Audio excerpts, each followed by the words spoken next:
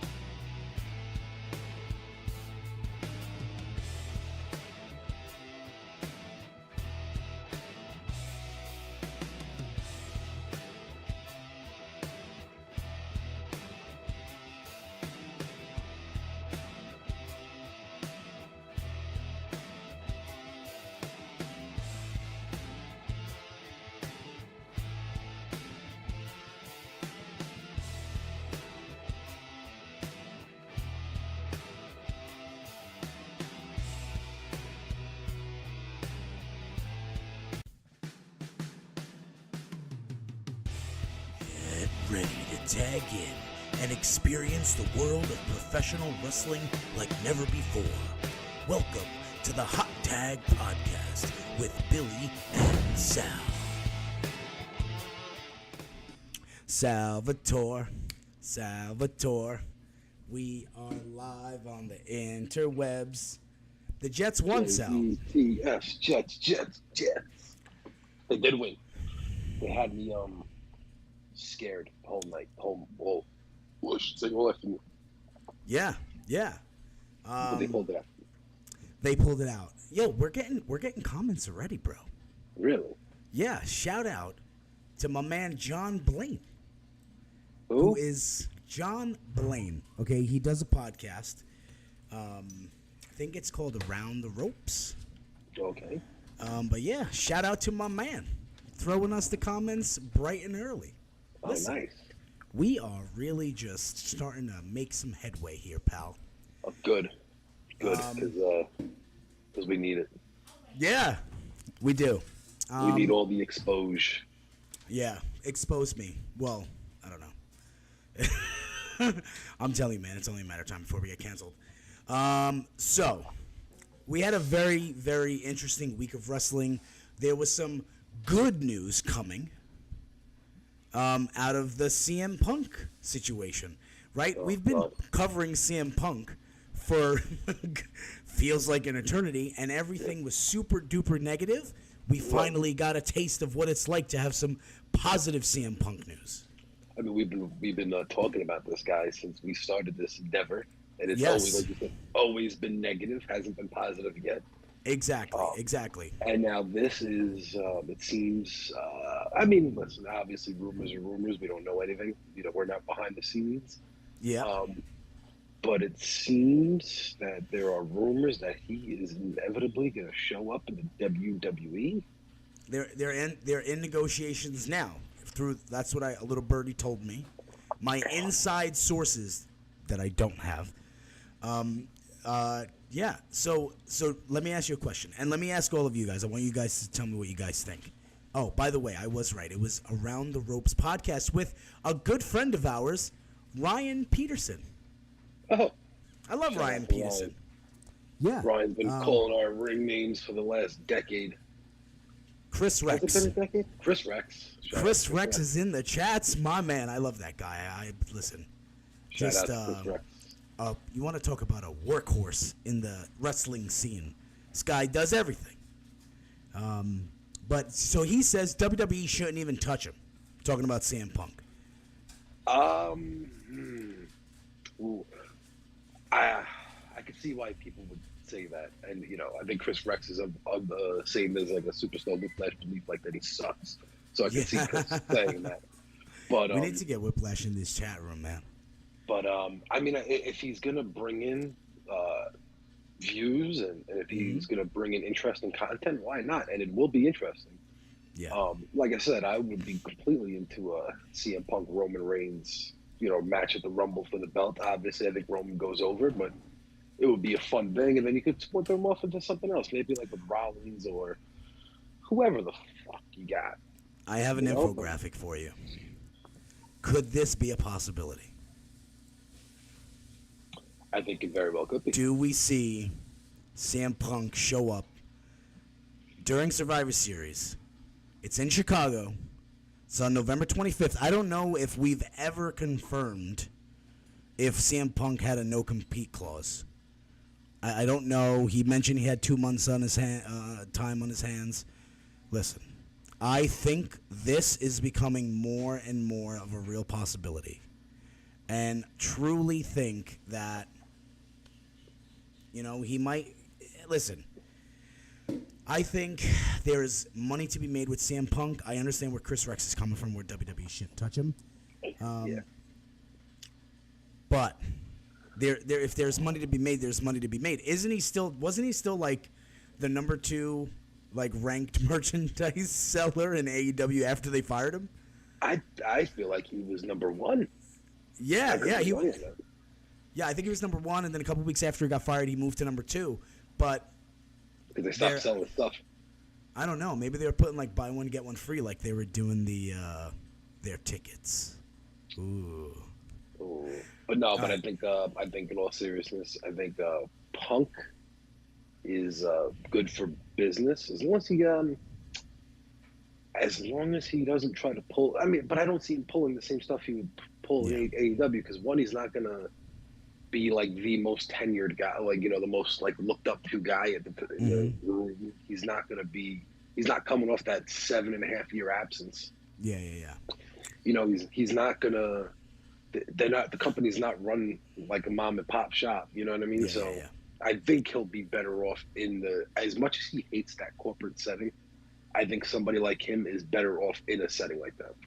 Yeah, I think he needs structure and he needs someone to go in and tell him what his job is. And I think he needs to know that, yes, there's going to be a couple guys that might get out of line, but it's not going to be nowhere near the Wild Wild West that AEW is.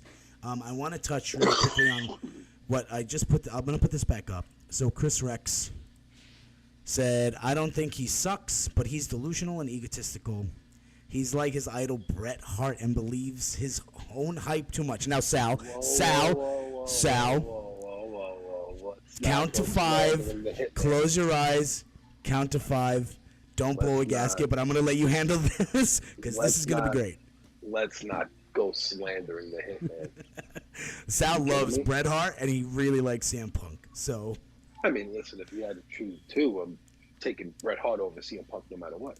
yeah. But, come on, why are we throwing straight? Why is Bret getting straights? I don't know. Listen, Bret Hart still thinks he's president of Canada. Drinking at Moses in the chat, and Drinking at Moses says he's going to be at Raw tomorrow. Can maybe he could send us some fan footage. Let us know how the crowd's looking. We also have Skills in the chat. Oh God. Yeah. What's he saying? I don't know. He gave me the googly eyes. I mean, listen. All right. What's No, okay, good. a lot of people give me the googly eyes, but as long as he's not trying to threaten us again. no. Listen, I got my Jets merch on. Okay. Right. The leather jacket. It's in the closet somewhere. Speaking of in the closet, I really don't know where I'm going. Come on. I really don't know where I'm going with that. You know who's not in the closet? What? Who? Cliff Cage. Bro, listen, I got a bone to pick. Yeah, pick my bones. Why did we not go with Cliff Cage name? Adam Copeland is such a boring name. God bless him, that's his name. I don't mean any disrespect to him or the Copeland family. I don't mean any disrespect to his mom who named him that. It is a fine name if you're walking down Broadway or something. You know, you're just gonna hang out in New York City. Hey, Adam Copeland is not a terrible name, but it doesn't scream superstar. Now listen, it's true. You're right. The rated R superstar Adam Copeland. That sounds terrible. Now, ask me a year from now, I might get accustomed to it. I might get used to it. Whatever. Yeah. Right now, it sounds horrible. Luckily, he's great, but it sounds horrible. Yeah. They should have went with Cliff Cage, or come up with something. Yeah. I think we're at the stage now where we're so used to Edge that we're still going to call him Edge. I still call him Edge. When I put his infographic that I'm going to pop up here in a second, I labeled it under Edge. I didn't label it under Adam Copeland. I think we'll get used to it. Now, is it going to suck every single time he comes to the ring? Of course. When they announce him as Adam Copeland, it's going to suck. It's not going to have the same ring to it as the rated R superstar, Adam Copeland. I got a question now, though. Yeah. To kind of talk into with, I guess, how do you think Edge does that big entrance, right? Like the smoke comes up, he hits both sides of the ramp, and he's playing to the crowd. And he just went from the whole arena being full. Yeah. So now he goes to the right side of the stage and there's nobody there. And I'm not even saying that to shit on AEW. It is what it is. Everybody, it happens. How do you think? Come on, this guy was main event at WrestleMania 2 years ago or whatever it was. He's been in big matches at WrestleMania since he's come back. Yeah. And then he goes to that, and listen, listen, good for him. If that's what he wants to do, I'm sure he's got a lot of money from it. Yeah. And he gets to potentially retire with his best friend. Yeah. So, I mean, I'm sure that's more important than the amount of people he's performing in front of. Yeah. But still, that's got to be like demoralizing somewhat, especially considering how hot AEW was 2 years ago. Yeah. And they were selling out everywhere they went. This is actually a really good segue. Okay. And this is why you are the jelly to my peanut butter, my friend. So, let's talk Adam Copeland and ticket sales and ratings for a second here, okay? Because there was a couple of reports out this week that kind of blew my mind, right? So, apparently, the AEW Dynamite that Adam Copeland was speaking on, you know, if you figured everybody would want to tune in to hear what he had to say, was the second lowest rated show of the year. Now, mind you, there's an asterisk. There were a lot of issues with Because this production. there was a DVR problem. But it's still, the ratings weren't good. Now, I don't know if we could figure out, I think the ratings for Collision probably are out, and I could look them up. I'm not sure what they were. Do we think Edge, Adam Copeland, is going to be all the buzz in AEW and is going to be selling out crowds left and right? I don't think so either. I think Edge is going to have a great time. I think he's going to make a lot of money. He's going to produce great content. He's going to produce great content. I just don't know if if it was such a wow. Like, you know what I mean? I'll say this. CM Punk was, I think, a bigger draw than Edge at their height, at their respective heights. And even CM Punk couldn't get them above 1 million viewers. Yeah. Attendance was hard without him too, or with him too at times. So no, I don't think Edge, and I think if I could be wrong, someone could correct me, but I don't think Edge was that much of a difference maker in ratings or attendance this last run with WWE either. Yeah. Now, mind you, had he made his like big comeback with AEW, like that first one, then I could have seen an initial bump. I think it was watered down. Well, he's been on TV now, 4 years now? Yeah. Almost 4 years he's been back on and off. I also think he's better I don't want to see him every week. He's almost 50 years old. Yeah. He's, I don't want to see him every single week wrestling, at least. I don't mind if he's there, but I don't want to see him wrestling every week. He made a comment like he's going to be full-time. Why? Yeah. Why do you have to put your body through that? Right. Come in. They do 4 pay-per-views a year, 5 or whatever. I think they're trying to up it now. But But still, like, come in, put somebody, work with somebody. You don't have to be there. Like, keep him special. Yeah. So Chris Rex said that it proves that WWE is a different animal. And then when it comes to creating characters, gimmicks, and production, listen, we've been talking about this on our podcast for a couple weeks now. Nobody does production like WWE. It's not even close. Like, it's not even a debate.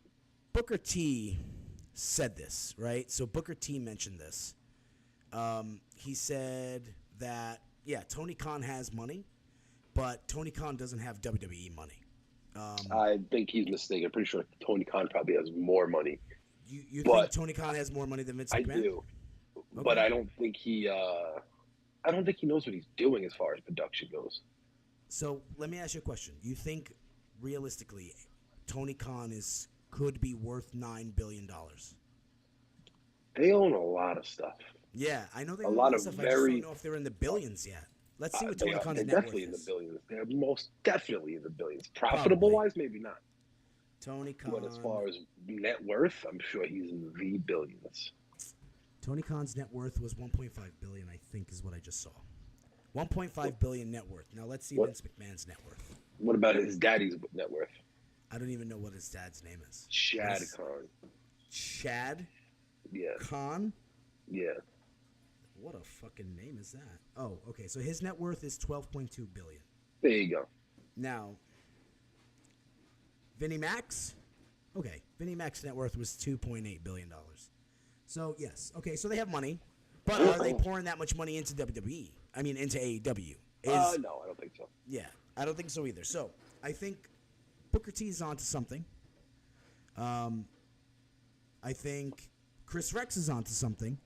Yeah. WWE has way better production value. Well, I wouldn't even say way better production value. The production value for AEW is really good on TV. I don't think so. I think WWE blows it out of the water. There's everything about WWE on the entertainment aspect. The only thing you could argue AEW has on WWE in any setting is the potentially what goes on in the ring, right? Yeah, the matches. It's more the matches can be more exciting. Yeah. But as far as overall stories, progression, video packages, promotion, lighting, entrances, it's WWE far and away. Like like I said, the only thing I think you could make an argument for that is better, and that this comes down to what you prefer. I think AEW's in-ring product is arguably more exciting more often than not. Yeah. Whereas WWE's could be a little, it's a very succinct style. It's you know what I mean? Tony Khan is an 8-year-old playing with his action figures and booking shows. AEW is Tony Khan playing EWR back in the day. I don't know if anybody remembers EWR. I don't know what EWR is. What is that? But it was a fantasy booking thing. Like it was like a booking program on the computer. Like you sign, like you have your own promotion. You could be WWE. You can make your own whatever, and you sign guys. You have guys, and you make a show. Chris Rex loves the EWR. I actually really enjoyed it back in the day. Yeah, but it was fantasy. You know what I mean? And that's kind of what Tony Khan reminds me of. Yeah, Chris Rex said that he still plays that. By the way. Great. He used to play it, and he still plays it from time to time. Loved it. What happened? He said he still plays it from time to time. Chris Rex. Dude, a lot of fun. I put a lot of companies out of business in that game. So wait, so can we actually, me and you, could we actually maybe next week, could we dedicate a segment to that? Could we do like a fantasy booking, like let's book a card. We could use the entire WWE roster and the entire AEW roster. I think that'd be a lot of fun. Okay. All right, cool. All right. But yeah, Tony Khan, it needs to. I've been listening. They look at WWE's production when they were 4 years in. It probably wasn't great either. But it's trial. You trial and error. You figure out what works and what doesn't. I think that they need to get somebody like a David Sahadi. Yeah. I don't like somebody in that ilk that could put together video packages that are really good and captivating. Yeah. Look at last night's show, WWE show, right? Mm-hmm. It was a 3-hour show, right? Yeah. 5 matches. Only 5. Only 5. Yeah. Which I think you could play around and have 1 or 2 more if you condense things. I actually really liked it. I don't mind. I don't hate it. But I think you could I think you could put another 1 or 2 on there. Yeah. Not every match has to be 25 minutes. Yeah. But you do. He's doing that NXT formula. I know what he's doing. Yeah, it felt like an NXT takeover a little bit. But every match had if you weren't familiar with the product, and then you put that show on, you got caught up real quick to what was going on in those matches because they had a production, they had video packages that led up to everything. And I'm not saying that has to happen for every match, but AEW doesn't do it nearly as much. It's just they focus on only the wrestling, it seems like, and the stories of background. And WWE sometimes focuses mainly on the stories and the matches of background. I think they all need to kind of blend together, right, and be one. Balance. Mm-hmm. Chris Rex said that our fantasy booking would be a great idea, and he would love to see what we come up with. Me, on the other hand, my brain is... I'm very interested to see what concoctions I'm going to come up with. Sal's good. Listen, Sal is always the more responsible one. So I really would like to see what my brain would come up with fantasy booking WWE and AEW. But I think you're 100% right. I really enjoyed Fastlane. I think so it was really good. Every match had a meaning to it. Every match was. Listen, I don't think any match blew anybody out of the water. No. But it was a solid show, top to bottom. Yeah, you didn't have guys to do that, and this is the thing, right? It was a sold out crowd, 14K plus for a fucking 5-match card in the beginning of October. And you didn't have a million spots or a million flips, or Ricochet wasn't on the show, and it was Jey Uso, Cody Rhodes, which are listen, they both identically do the very strange suicide dives. Excuse me if I'm coughing a little bit. I'm battling bronchitis right now, but I'm I'm a little under the weather too, so full of Mucinex. I took some Mucinex today. Um, and These kids yeah, bringing home this shit, whatever they're bringing home. yeah, School. yeah. They just walk in the door and cough in my face. Good morning, hey dad. But yeah, I just really honestly. I enjoyed it. I enjoyed Fastlane. It wasn't a lot of people that were doing crazy high spots. Even the Shinsuke Nakamura match wasn't. Listen, Shinsuke Nakamura's matches are never crazy like that. They're more strong style, hard hitting. Seth Rollins, I think, comes up with some really cool spots, but it wasn't anything over the top. Listen, when Kevin Owens did the Swanton Bomb off the guardrail, Oh, that was cool. that was very cool. I didn't get that same vibe from the main event of Fastlane, but it was every match had meaning. There was good storyline. It wasn't overpowering, and I really enjoyed it. I liked it a lot, and I wish AEW would focus on the entertainment and story a little more than the wrestling. Now, listen, if that's not a company they want to be, and they're okay always kind of being the B company, then more power to them. If they're making money and they're making a profit and they're happy where they're at, by all means. If they're not trying to be the number one company, then who cares? I like that we have alternative wrestling on TV.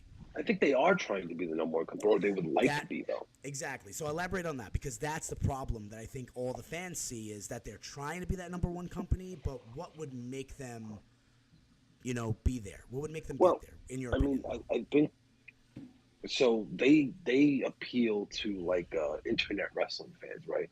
Yeah. And I think when you get like a sample size, it's a very small group. Yeah. Wrestling in itself is a very niche thing alone, just wrestling in general, very niche. Now you take a smaller sample size of that, you throw them onto the internet. That's the IWC, right? Yeah, They're the ones that make the loudest noises, but I think that's who AEW appeases to. Yeah. And so for the most part, and they're the ones that are like fucking over Dave Meltzer's fucking star ratings. You know what I mean? Come on, you're making me cough because I'm laughing so much tonight. But I mean, that's what they do. Let's be honest, right? They're like, oh, what did Meltzer rate this one? And all that stuff. And that's fine. If that's what you want to be your identity, cool. No doubt. I mean, whatever. But their problem, too, is they're in America. Yeah. Now, what I mean by that is American wrestling fans, if they're not one of these IWC fans who pretend to know everything that goes on in Japan and Europe and all that stuff, they're not one of those. They're just like Joe Schmo watching.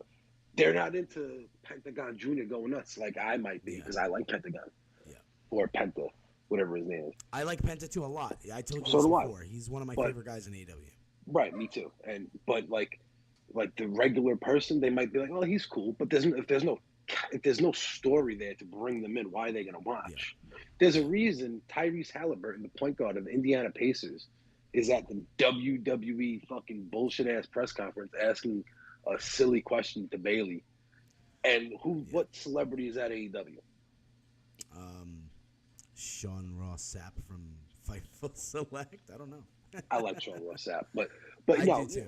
But I'm not trying to mess up. I like him a lot. No, that's where I get most of my news. But that's where like the you know what I mean?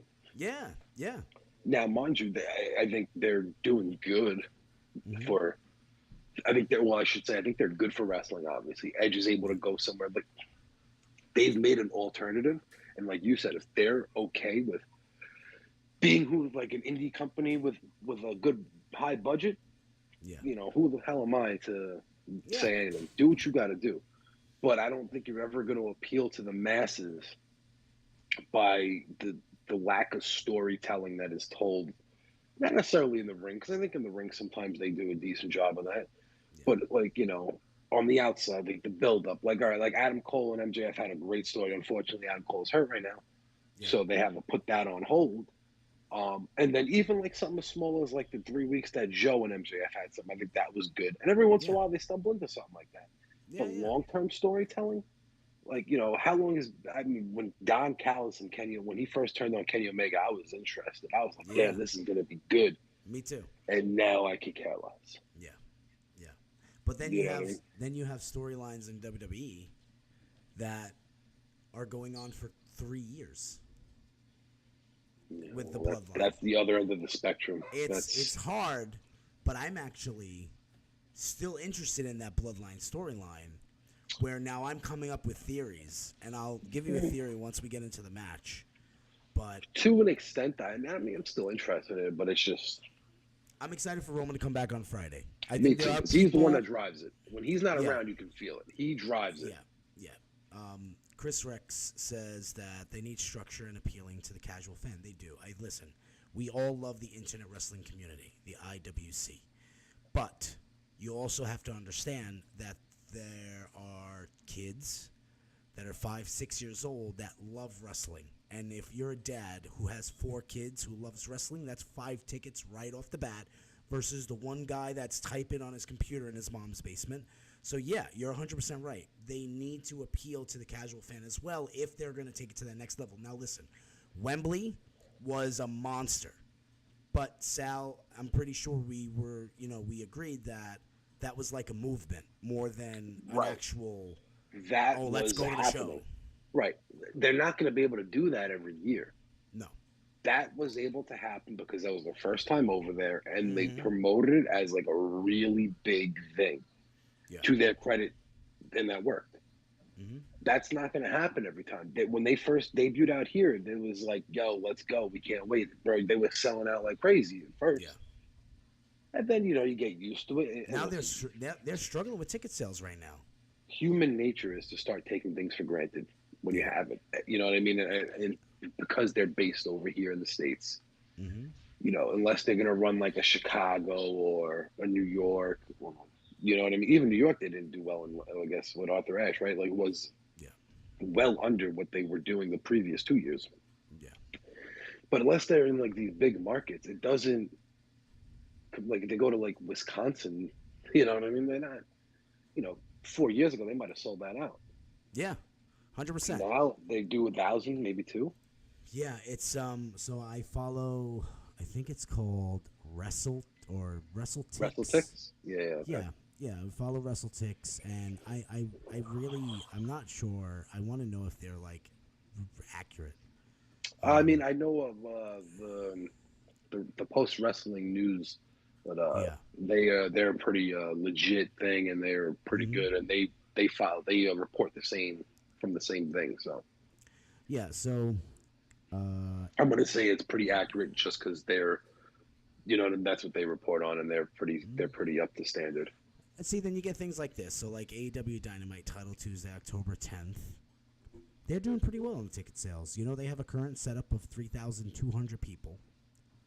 And they have about 2,436 tickets out already. So, I mean, there's some shows that hit, and there's some shows that miss. Now, this is the show that I believe Edge is going to wrestle Luchasaurus. Yeah, yeah. What? Yeah, I mean, fucking Luchasaurus. Look at Luchasaurus getting the big rub. Luchasaurus, I can't stand Luchasaurus. I like him. I don't like his gimmick. I mean, I'm sure I think I said it last week. Probably a really nice guy. Yeah, it's just like it reminds me of Dinosaur Kane, if Kane was a dinosaur. All right, we've talked a lot about AEW, and I agree with you, Chris Rex. He says that WWE knows how to evolve their stories. They do. WWE has always been good with storytelling. I mean, not great. I mean, listen, we did witness Triple H making love to a corpse, but Yeah, that was bad. That was almost 20 years ago. But yeah, their stories, they're very I think, listen, sometimes WWE can be too storyline driven, but that's where the money is. People want to be entertained. It's entertainment, Agreed. I mean, so- thankfully, under the Triple H era, we're not really getting too much of that. Like, there was a period of time where, like, a 2-hour SmackDown will have, like, 30 minutes of wrestling, not even Yeah. on it Yeah. overall. And, like, it's like, Yeah, I think Granted, Triple H listens to the fans a lot. right. I granted, I will tell you that I will agree with people when they say like a lot of times the in ring of wrestling is the least important of wrestling. Mm-hmm. But like at the end of the day, it's a wrestling show. You got to have that. Yeah. So we can't be having 5, 6 matches that are 3 minutes or under. Yeah, exactly. I just want to give a really quick shout out to Drinking at Moe's. He's a great guy. We've had him on our podcast before. He just passed 200 subs. Oh, good shit. Good for you, Yeah, bro. yeah. And he's got some cool interviews coming up. He's got Bo Buchanan and Neil Diamond Cutter, and that's pretty cool. Good, Bo kudos to him. Buchanan.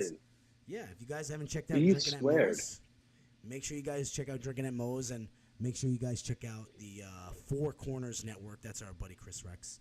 And Hey, John Drinking at Moe's, I want you to ask a question to Mr. Buchanan for me.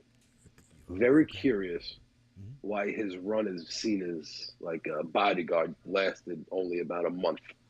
I love the B squared gimmick, and I want to know why it didn't last longer. So please ask me.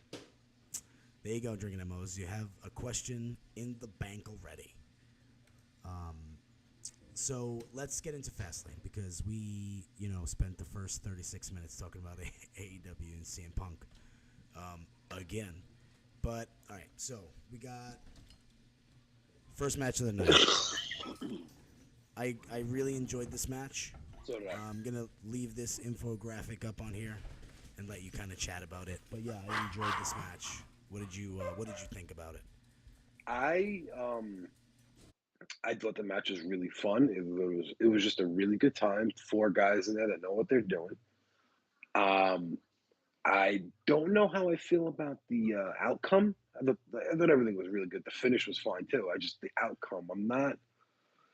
I don't know how I feel about Jey Uso and Cody Rhodes being the tag team champions. But again, let's let it play out, see what happens. Mm-hmm. I'm sure it's going somewhere, obviously. I have a theory. Go ahead. But I'm just not. Like, what do you think? It's going to lead to like Cody and Jay against Jimmy and Solo at some point? I do. Now that they can go to SmackDown. But now you took Jay away from SmackDown, right? Mm-hmm. You took him away from SmackDown as a way to keep him away from Jimmy. Mm-hmm. And within a month, they're going back. Well, Why? This is what I think. Are you ready? Sure, let's go.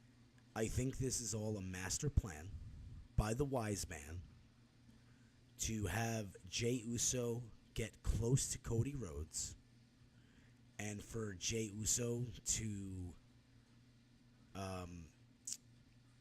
turn on Cody Rhodes and kind of watch his every move, study him, learn him inside and out, and then turn on Cody and report all that information back to the tribal chief. I think this is all a giant setup by Roman. I think Jay and his brother beefing, I think him going to Raw, I think it's all a giant setup for them anticipating Cody Rhodes challenging Roman at some point, because I think Roman, going into this, they're going to have to kind of say Cody Rhodes is the biggest threat to the champion. But I hope like hell you're wrong, because that would kill Jey Uso completely. it would kill Jey Uso completely. I agree with you. That would be But the I think biggest this is a misstep of giant this setup. program. Yeah, That would be I a think huge it's a big misstep in this program if they go that route. Jey Uso is over as a babyface. Mm-hmm. You can't have him go back to that, because that would just completely kill any chance, any idea of him being solo and being on his own, Yeah. and being a star in his own right would be killed the minute that happens. And, Chris Rex thinks, he likes my theory. Thank you, Chris Rex. I think it's thought terrible. into that. I think it's terrible. Um, Not that but- you didn't Yeah, put yeah. thought into it. I just think if they go that route, it is terrible. If this happened 2 years ago or something where like there was still so much to be, for this angle as far as the bloodline goes to happen, and they wanted to do that over a shorter period of time, I would have been, all right, cool. I would have understood it. But the fact that you pretty much told the story already that Jay was like manipulated and gaslit by this guy for 2.5, 3 years. They did the big match, and now he's going to go back and it's all a big ruse, and he's going to report back to Roman Reigns, I think Yeah, that's a little silly. and also, um, I think it also another way you could go with this is I'm pretty sure Triple H is. I feel like he's a cool guy, and Jimmy and Jay. I'll tell you why. Because I feel like he listens. I feel like when fans want something or the wrestlers say something and it catches some traction, I think Triple H is like, yo, let's try it out. Let's see if the fans want it. Sure, let's give it to them. Jimmy and Jay recently said that they would love to not main event, but they would love to face each other at a WrestleMania. So maybe that's where they're heading with this. Maybe they're I heading think that's Jimmy exactly where they're versus Jay. going. Yeah, exactly. So So that would completely throw your theory out the window. it would, and I hope it goes that route. I hope it goes the route of Jimmy versus Jay at WrestleMania. I love the family feuds. I love the brother versus brother. I would even like to see like at some point. I don't know how long Goldust has on his contract over there in AEW, but I would even love to see like a Jimmy and Jay versus Cody and Goldust kind of thing happen. I'm pretty sure that's happened. Probably Yes. about 10 years ago. I know, but yeah, I watched the video. I would not today, want to see actually. that in 2023. I love Goldust. Goldust I think is he's phenomenal. so good.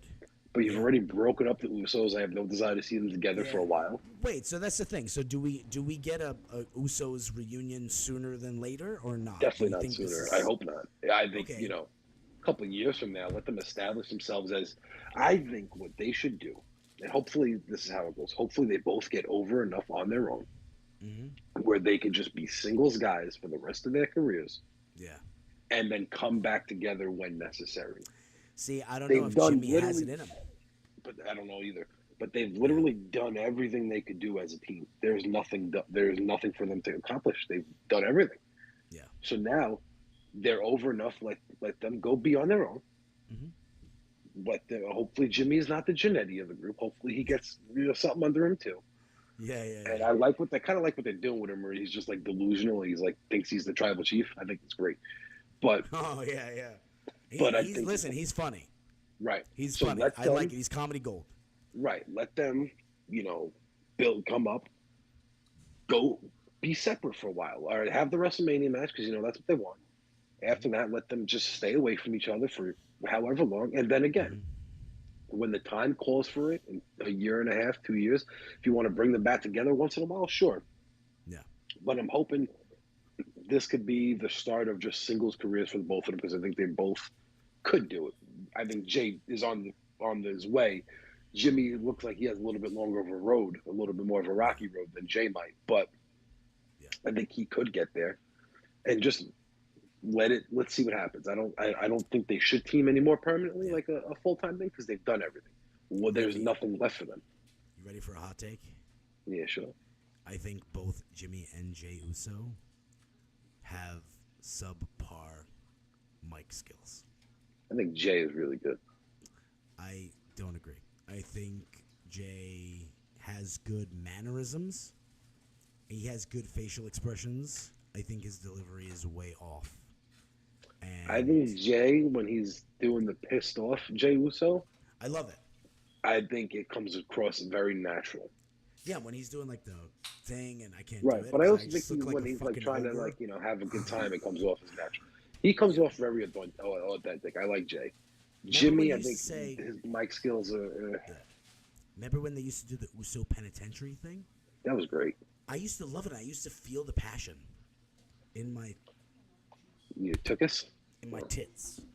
All right, let's listen. Tribal Chief's coming back. Oh yeah, thank God. Tribal Chief is coming back. I think honestly, This we're gonna this get a bloodline Rikishi program, thing whatever going on here wherever too. this bloodline thing is going, or whatever they're doing, they need him right now because it's Yeah. kind of Yeah, I think they have to. I think they have to bring in Rikishi at some point. Let the brothers fight it out.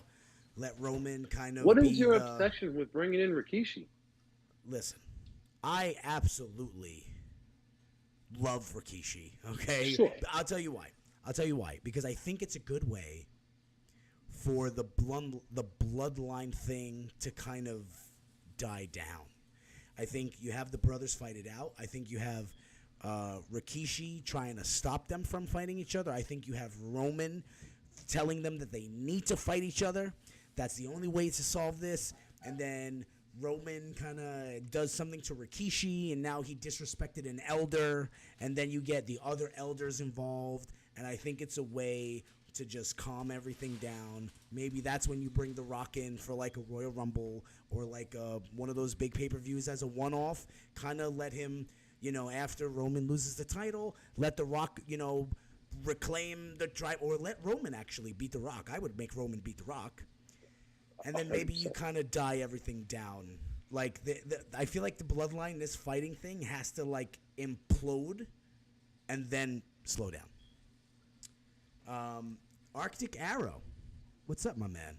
Says that Jey Uso definitely has potential to become undisputed, universal, heavyweight champion. Hey, listen, I would not have been mad if he would have won at SummerSlam. Do you agree? I think he has potential. Will he ever get there? I don't know. But I think,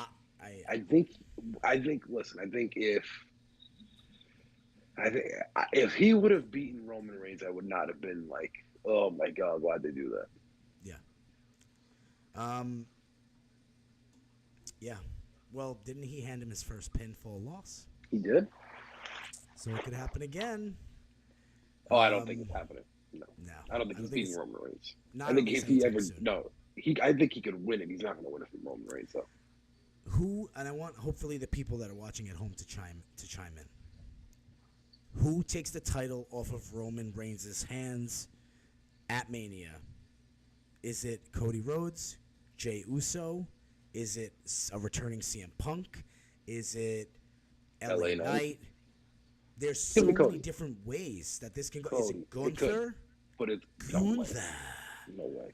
Listen, if Gunther won the Rumble and beat the shit out of Roman Reigns, I would not be upset. Cody's got to finish the story, man. Yes, or The Rock. The Rock, that's right. Chris Ricks chiming in. Beautiful. The Rock. The Rock. There's so many different avenues that this thing can go down. I hope that's not the. I mean, I'm somewhat interested in the Rock versus Roman thing, but like they got to wrap up this Cody story. They got to do it. Yeah. And if Cody Rhodes finishes the story with Seth Rollins' fucking title 2.0, I'm gonna be upset. That's not finishing the story. He said it himself. Exactly. That's not the title that his father held or whatever the fuck he said. Yeah, that's the title that they just made up because Roman Reigns has been holding it hostage. I would have left it that way. I would have had Roman on both shows and just left it that way. Let's get into... The problem is he wasn't around every day. I know, he's still not around. Yeah. This fucking guy. All right, so next match we had... I don't know if I'm going in order here. I hope I am. The LWO versus the Street Profits, Bobby Lashley, whatever the hell they're calling themselves these days. I absolutely loved the idea of Bobby Lashley and the Street Profits together. I don't think it's going to work. After what I saw at Fastlane, Montez Ford is a fucking star. And I think Bobby Lashley and, forgive me, Angelo Dawkins are a little too bland for him. I think he outshines them every single time he's near them. I do think Montez Ford is a star in the making for sure. I enjoyed the match. It was I just really enjoyed Carlito's return. The match itself was what it was. It wasn't bad. Another match, I'm not sure how. I mean, listen, I know Carlito coming back. It's a big thing, and you don't want him to do the JOB his first night in, but. Yeah, you got this new group with Lashley, who's a bona fide main event badass, and the Street Profits, who are one of the more successful tag teams you've had in the last 5 years. Yeah, and they just came together, and the Street Profits already looking like silly, by losing here, losing there. Now, it's like, so I'm not a fan of the outcome, but at the same time, they've been having the LWO just get beat down every week for like forever. So. You got to give him something eventually. So I guess, sure, give him that. The match was good, but that's all I got to say about that. I'm very happy to see Carlito back. Me too. I'm happy to see him back. Spot was a little weird. I guess it worked out. I guess it kind of worked out. What, him coming back? Yeah, like him coming in, I felt like he came in at an okay time. I would have much rather had liked to see like you know maybe like the Titantron come up and like a car pull up and like They also Carlito gave him different hop, music. It wasn't as which no everybody Apple, on the IWC hated apparently. no Apple. Like, No, and is it gonna be Carlito Colon, or is it gonna be he's just Carlito, right? yeah, well, that's what he left as. He left as just Carlito. Yeah, so I mean, I don't know. I didn't like the music. They'll probably revert back to it because it got pretty bad backlash online. Hopefully, but he looks great. He looks just phenomenal. He looks better than he did when he was there 100%. the last time. 100%. I wouldn't mind seeing like a him versus Ray storyline. I think that's where it goes. I think it goes somewhere where like he takes over the leadership of the LWO. Yeah. Because they're just not getting ahead with Ray as the leader. And remember, Santos Escobar's probably not happy that Ray took his title. So yeah, exactly, and that's the thing. I think the turn is coming. I think Santos Escobar is way better as a heel, and I think that's where we're headed. I agree with you. I think Carlito ends up doing like the whole he takes the group over kind of thing. Yeah. Okay. Well, And also, listen, Zelina Vega, fucking, I like her. She's a great manager. I think very. Can she stop walking around with the fucking slipper? the Chancleta? Yeah, the chancleta. Can she stop fucking walking around with that, please? That's fucking the most ridiculous thing. I mean, listen, I get it, but like, why do you gotta beating a dead horse? Over the head? Yeah, come on. Yeah, it's over. She's beating a dead horse. It was cool the one time that she did it. It should not be like a full-fledged gimmick thing. Right. That should have been like like a Bianca Belair when she uses the hair as a weapon. She doesn't do it every match. She breaks it out every once in a while. Yeah, but the Bianca Belair thing isn't corny because it's actually her hair. Yeah, and it makes a really cool noise. Thing is very corny because it's just like a, it's like, well, do you have to tell everybody that you're Spanish? Like, we all know, we could see it. Like, your name alone is Spanish, right? But like, that's like her way of like, oh, look how Spanish. At least that's what it comes to my mind. Is like, I got to show you my heritage, which is fine. I'm not trying to say anything about that, but I just mean in the sense of like, I got to make it part of my gimmick. Like, you don't need to do that. Like, it's like I think it's kind of corny to have the slipper or the chancleta. Yeah, that's just my opinion. I could be very wrong. I could be very off base on that. It's no. I agree with you. I think I don't even notice it anymore. That's how bad it is. Well, when she was walking out with it, like she had it in her hand, and I'm like, for some reason, for a second, I thought it was like another shirt. I thought it was like the LWO shirt for the guy whoever was gonna team up with them, right? Yeah. But it was the chancleta. Then it was just the chancleta, and I was like, she's still doing this? I really like that me and you say chancleta in the whitest way possible. Chancleta? Chancleta. Arctic Arrow commented, said, yeah, I feel like Montez Ford should become a heel and can become the heavyweight champion. I think he's put on some actual size. I think that he is very charismatic. I don't know, like, he would have to be like the type of heel, in my opinion, that he's annoying. That's what he felt like last night. He was doing his mannerisms, like at one point, like he did like a really obnoxious laugh, like a ha ha ha ha ha, and he did like some other thing, and like he really taunts the crowd, and he's so, I think he's gonna be a great he's so heel. hyperbolic. I think he's gonna be a good heel. He has to find himself. I think he'll be an even better babyface when the time comes again. I think so too. I think he's very talented. Charismatic. He's very charismatic. Yeah. Is he championship? Is he heavyweight championship material though? I think so. Yes. I think so too. And especially he's been taking it seriously. He put on some significant size. And you know what? I think as a heel, especially, I think that is going to be where he shines as a champion. Yeah. All right. Let's get into our next match here. We have the women's match. I was really hoping we would see an appearance by Jade Cargill. I know she showed up on the pre-show. Yeah, but she showed up on the pre-show in what it looked like to many people what was wrestling gear. Yeah. And I get it, but like I would have made her come out. Listen, if I was thinking that she was going to, but to do what? I don't know, maybe do like, go in the ring and kind of have Bailey and Io there and, kind of just, show that she's there. And then maybe I have would have did like something Bailey take a maybe like swipe at her, duck it, give them a couple moves and walk to the back. I don't know if I would have like made my champion look weak compared to her, but I would have maybe had her come out with and do something with Charlotte. That would have been nice. And Yeah. I again, really like I wanted think to me and fight you spoke Charlotte. about this. I think our first program should be with Charlotte. She'll learn something.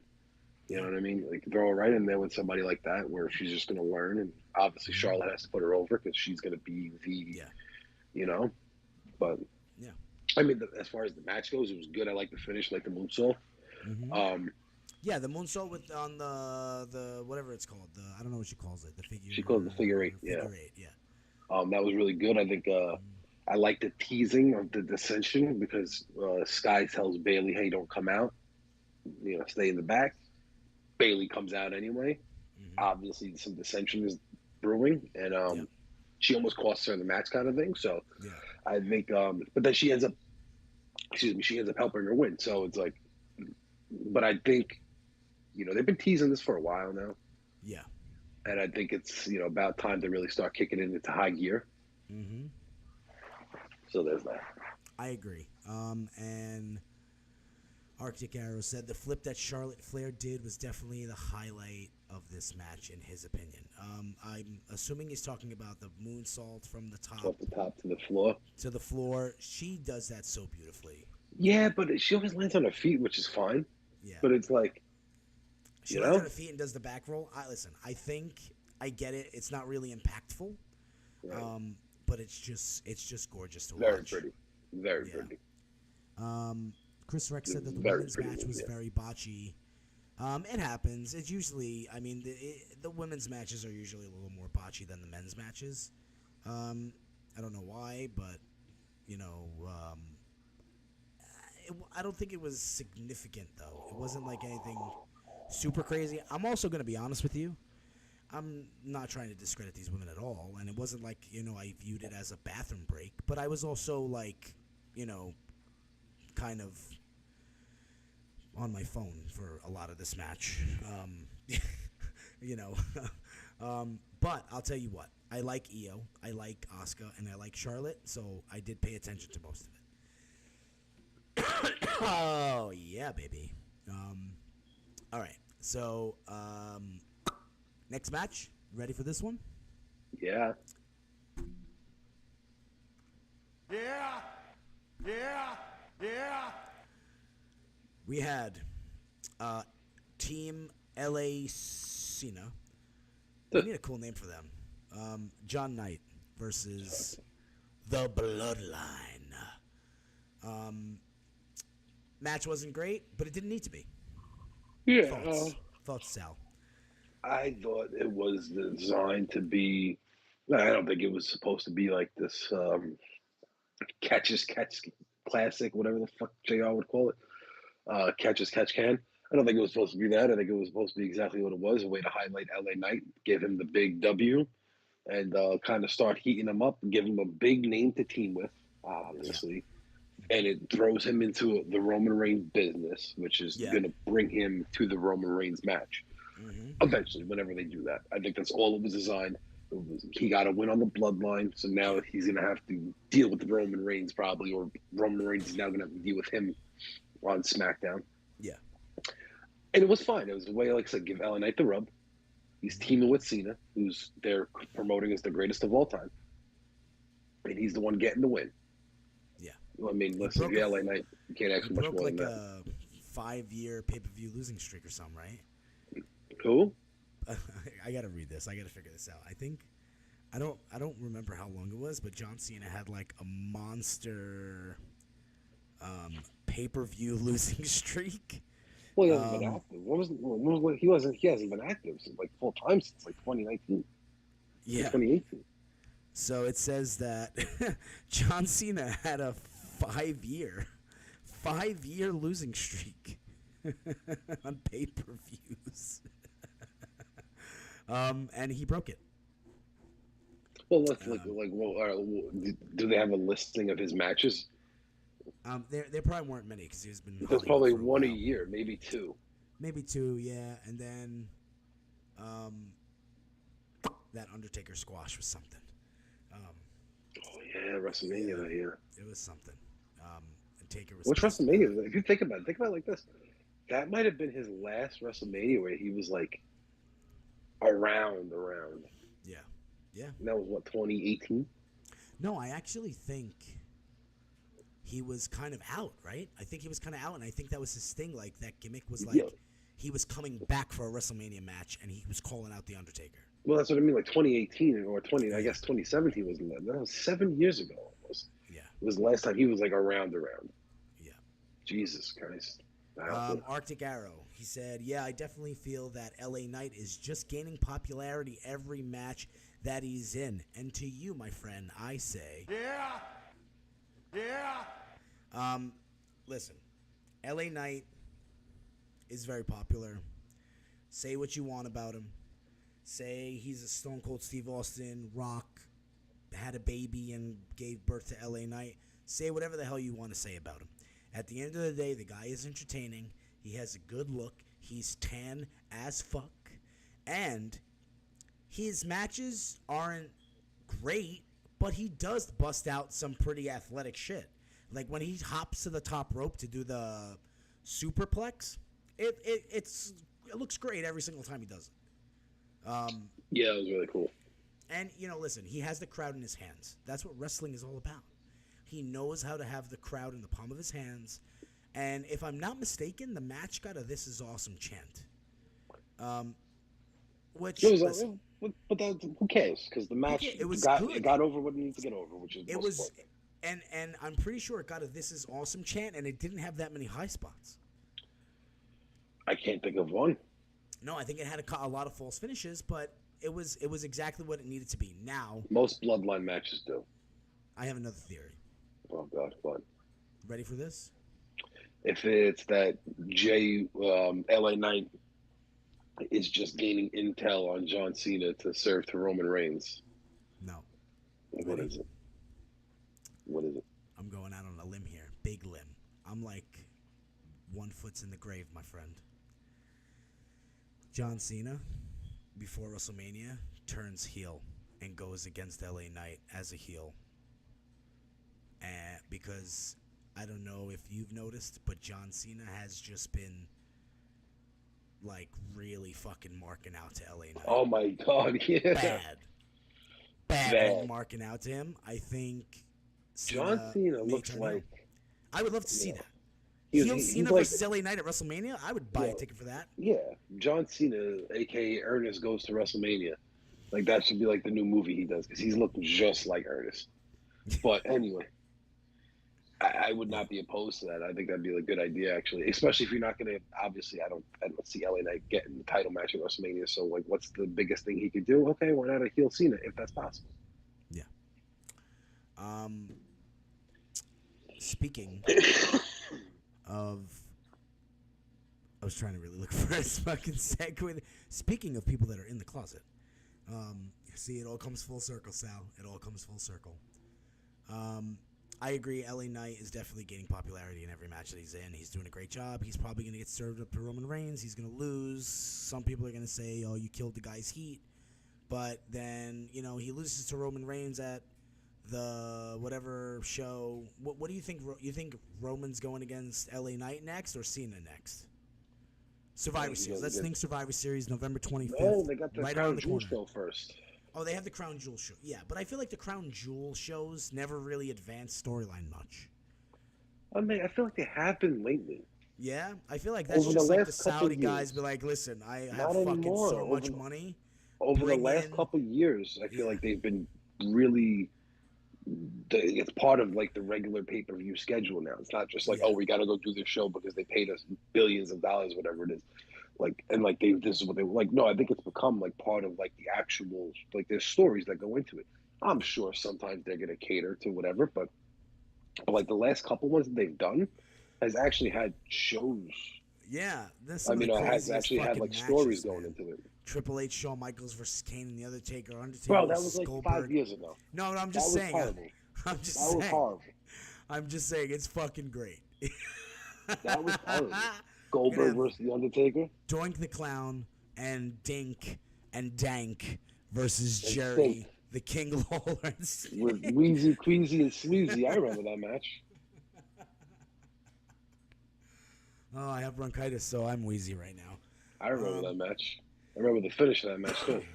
Jerry Lawler Really? beat all the midgets, and then all his midgets turned on him when he wouldn't give him credit for winning, and then they all there was 6 midgets chasing him around the ring. He runs towards the back, and then behind him is Doink the Clown with a pie to the face. I remember that. Your wrestling knowledge makes me really scared. Listen, I Scary. used to have that show on VHS when I was a kid, Really? and I watched it a lot. Okay. That was when I was a kid. That was one of my favorite Survivor Series. Even though What Survivor Brett Series was? What year? '94 and Brett versus Bob Backlund goes what feels like 3 hours long, but I think it was more like 40 minutes. What was But it? it was It was a good match. I remember that. it was fine. It was fine, but Yeah. Brett lost after being in the fucking crossface chicken wing for about. If the match went 40 minutes, he was in that hold for at least 15 minutes. And it's hard to watch that match, but everything else about that show is great. In my opinion. Dink and Stank and Wheezy and Queasy. Sleazy. Main event. Nakamura Rollins, they knocked it out of the park. I thought it was Yeah. good. I would have loved to see a Nakamura win just because I just like Nakamura a lot. And I would have liked to have seen him as champion, even if it was, till next month or whatever. Yeah. But regardless, Seth retains. I'm interested now. Where does he go? Seth? Yeah, who's next? Who's the next one to step up? I don't know. Drew McIntyre? Could be. I think Drew McIntyre. I have another theory. Drew McIntyre joins the Judgment Day. I think they kick out Damian Priest, and he joins the Judgment Day. And Damian Priest obviously has the briefcase, so he's going to go after Rollins. Unless they're really throwing us for a fucking curveball here. Cody Rhodes beats Roman at Mania and Damian Priest cashes in. I don't see that happening, but that would be crazy. Hilarious. That would be hilarious. You know what I think they're going to try to do? And maybe I'm thinking too much into this right now. I have a weird feeling. You notice how they stopped him last night from cashing in? I think they're going to fuck him. I think so too. I think they're going to screw him And over. I think they're going to do something where it's like Finn Balor's actually got, you know what I mean? If you paid attention a couple of weeks ago when what's-his-name gave him the new briefcase and then they kind of stored away the old one, I'm just thinking something is a little Somebody fishy. actually said that on Twitter yesterday. Somebody said Really? while the show was going on, because Rhea Ripley stopped Damian Priest from going back out because of his knee. In a backstage segment, she said, "Yeah, you're not Here's going the out." thing, though. Here's where they're gonna fucking play with, kind of diluting something, in my opinion. If they go that route, which I could see them doing. It's now who's to say if you win the Money in the Bank next year, I just don't jump you after the match and take the briefcase and now Exactly. you know what I mean? That's where you Exactly. kind of run into it. And I also think that if Finn Balor would just run out with the green briefcase, cash in, people would be confused as fuck. Right. So he can't do that. But somebody did say that. Somebody said, "Hey, maybe Finn Balor's going to run out with the green briefcase and cash in." So people are thinking, Sal, you got some like-minded thinkers out there, my friend. I'm not saying that's the best idea, but I mean, No. I can see that happening. Yeah, I think they're I definitely think they're gonna fuck him though. I really think that's what's coming. I think they have to break up, but I don't think they have to break up at the same time. I think they need a refresh, and I think Drew McIntyre would fit great there. I don't think he becomes part of Judgment Day, but I do think he ends up teaming up with them against Uso, He looks Cody, dark too, contingent. with the black hair, wet in his face, with the big leather trench coat with no sleeves. He's a cool mama jamma. All right, what's next? So that was it. We've been going on strong for an hour and 10 minutes, my friend. Oh my god, we gotta start wrapping this thing up. We got to start wrapping it up. I do want to just chat about one last thing.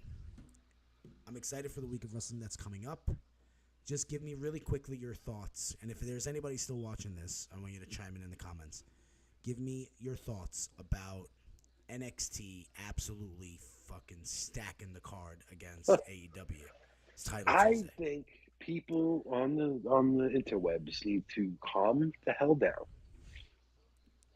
Oh, they're like, oh, WWE putting Cena and Paul Heyman. They're just trying to fuck Cody AEW. Rhodes. Oh my god, AEW. Listen, yeah, they're gonna fucking do that because you're putting your show on their night.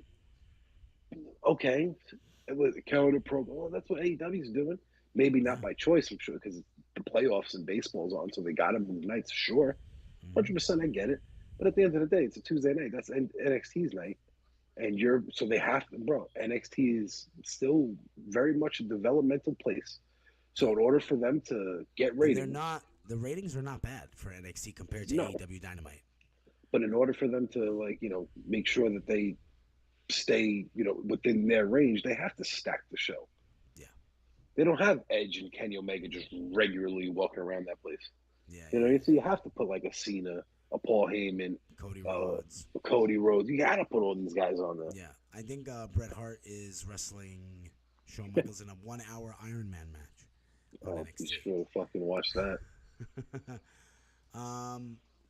Okay, so normally when we do our podcast, we normally have a clip of the week. We normally have hot tag trivia, but this week we're trying something new with the live stream, so those two things will be returning next week.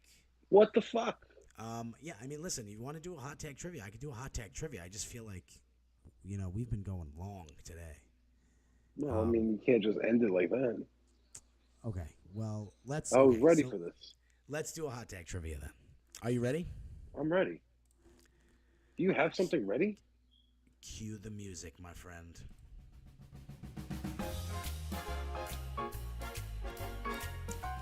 Sal, don't you ever doubt me. I can't believe you're going to skip this. This is the whole gimmick, isn't it?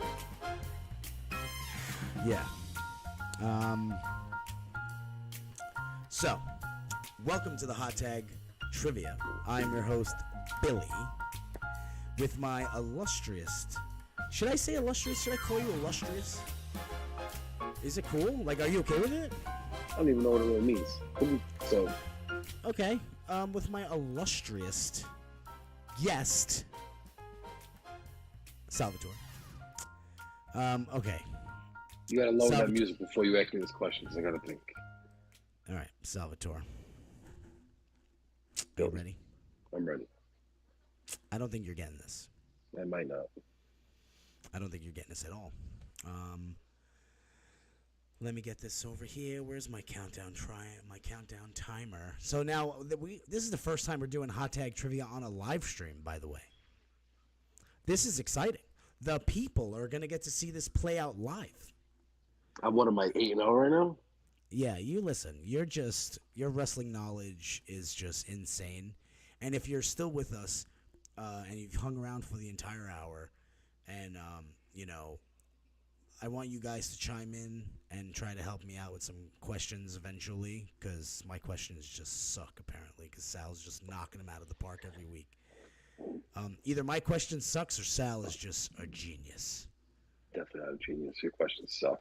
Yeah, thank you. I appreciate it. Well, let's put 60 seconds on the clock. And here we go. Okay. His birth name was Brian Heffron. Is it the Blue Meanie? You know something? Fuck, Matt. How do you know that? How do you know his name is Brian Heffron? How? What the fuck, Sal? I think I broke my headset. Can you hear me? Hello, testing, 1, 2, 1, 2. Fine, can you hear me? Yes. How do you know that? And why do you know? No, I don't know, baby. 10 seconds and I got this. Jesus Christ. Well, that was hot tag trivia.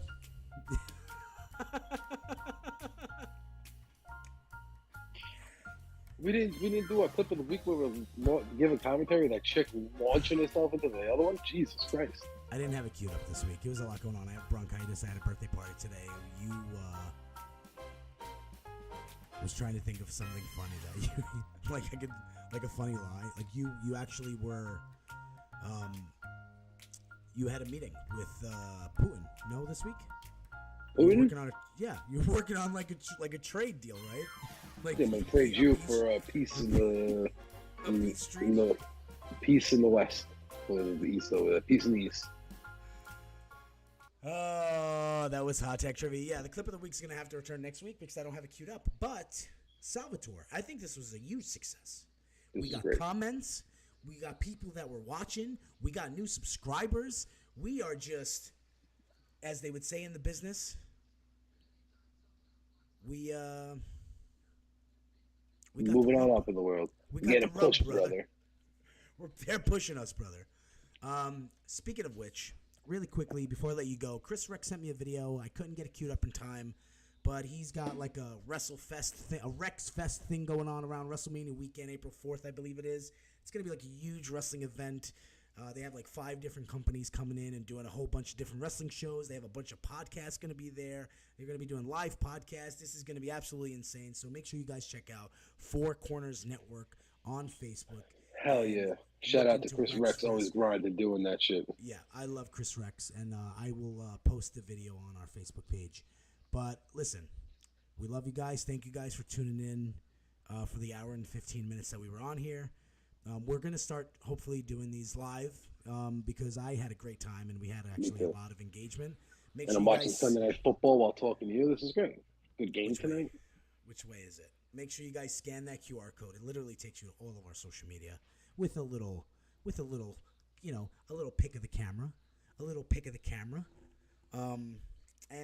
Yeah, we love you guys. Thank you guys for tuning in. I'm Billy. That's Sal. This is Hot Tag Podcast. Sal, hit him with the tagline. Keep it tight like a twigger. Have a good night, everybody.